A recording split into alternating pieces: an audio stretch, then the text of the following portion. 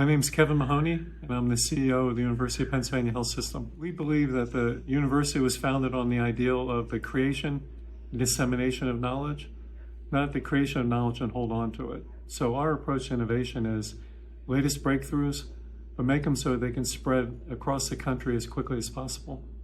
I think a great example of why we've had almost 30 FDA approvals in the last decade from Penn faculty members is 60% of the health system's margin funds research.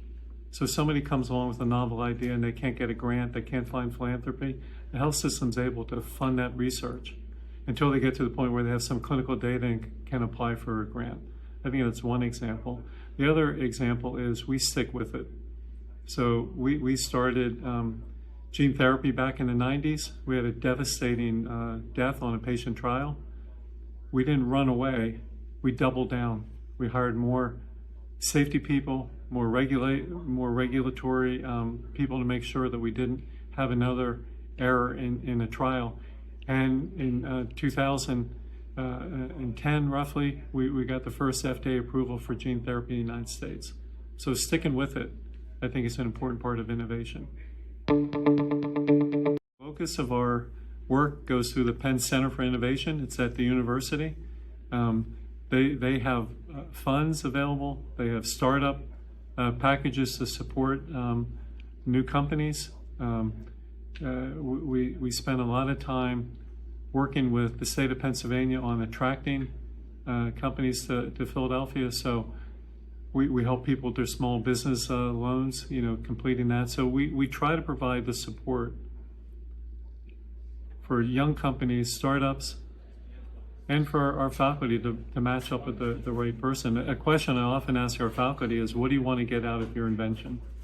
If they tell me they want to get into patients quickly and safely, that probably means we're going to license with pharmaceutical. If they tell me they want to take care of 4 generations of their family, we're going to help them start a company. So we try to tailor what the faculty member is trying to achieve and how can we best bring that innovation forward. So we use a mantra at Penn. We no longer practice medicine. We practice medicine in a tech-enabled world. We need technology. We're going to be short several thousand primary care doctors by 2025. Even if we could convince more students to go into primary care, it's not going to happen fast enough. So we're going to need technology to help amplify the work of the primary care doctor. Is just one example.